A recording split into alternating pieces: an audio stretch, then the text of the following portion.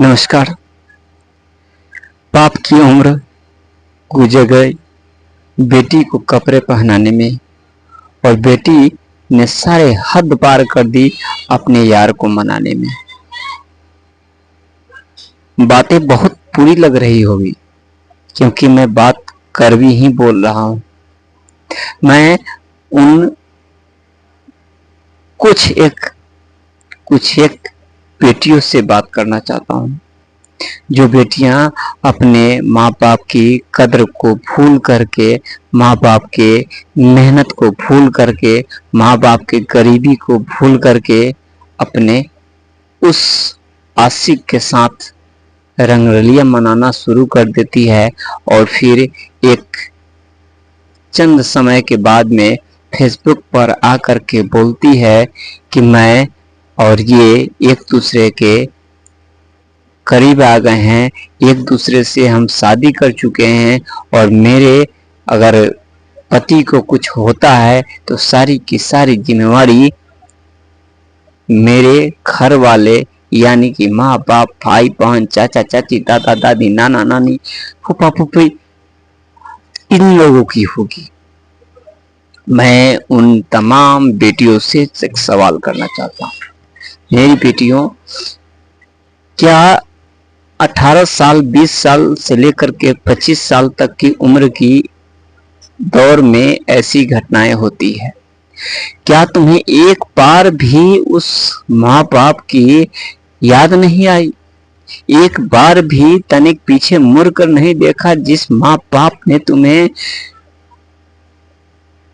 जब जन्म से लेकर के जब तुम चलने के लायक हुई थी, एक एक उंगली पकड़ के तुम्हें चलना सिखाया, अपनी सारी खुशियां कुर्बान कर दी, दिन रात मेहनत करके तुम्हें तुम्हारे वस्त्रों को ढकने के लिए दिन रात एक कर दिया, तुम्हारे एक एक फरमाइश को पूरी करने के लिए दिन रात ओवर टाइम कर करके ना जाने कितनों की उलाहना सुन सुन करके वो तुम्हारे हर फरमाइश को पूरी करता था। वो माँ जिसने तुम्हारी खुशियों के चलते अपनी सारी जवानी कुर्बान कर दी, वो भाई जब तुम्हारी एक इच्छा के चलते न जाने कितने घरों में, कितने दरवाजे तक जाकर के नौकरी करने के लिए विनती करी कि तुम्हारी खुशियों के लिए वो दर दर की ठोकरें खाने से वंचित हुए, अच्छी जगह शादी कराऊं, इसलिए उन्होंने जहां नहीं नौकरी करना चाहिए वहां नौकरी किया।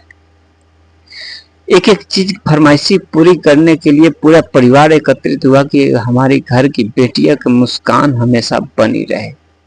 और वो बेटियां चंद दिनों की मुलाकात के एक लड़के की, और वो भी जो तुम्हारे रियलिटी में तुम्हारे से प्यार नहीं बल्कि तुम्हारी हवस, तुम्हारी वासना का शिकार बनाने के लिए झूठा नाटक करता है, और बस झूठा शादी करके चंद दिनों के बाद वो देखने सुनने को मिलता है कि शादी टूट गई, तलाक हो गया, और ले जाके कहीं मार दिया, कहीं फेंक दिया, कहीं बेच दिया।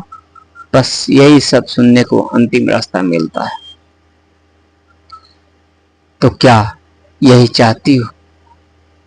यही चाहती हो कि हमारे परिवार के लोग इतनी मतलब कभी ख्वाब में नहीं सोचे होंगे, अगर अंत मतलब समय आ करके अगर ऐसा एक छोटा घटिया कदम उठा लेती हो तो उस परिवार पर क्या बीतती होगी?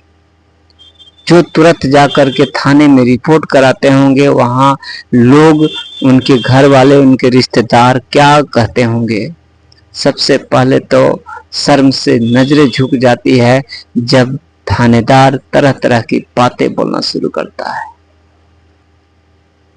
मैं क्या बोलूं?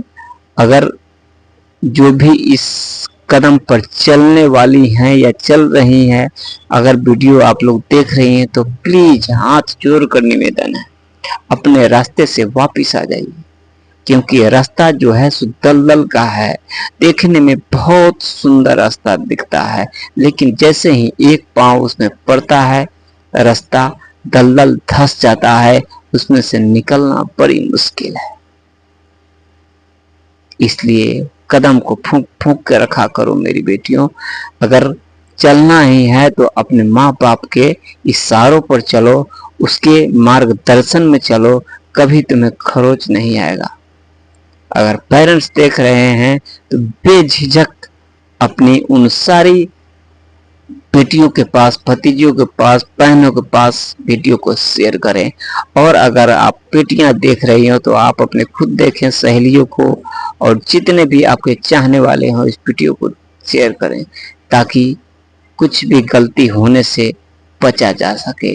दुनिया बहुत जालिम है मेरे बहनों, मेरी बेटियों। दुनिया सिर्फ फंसाना चाह रही है।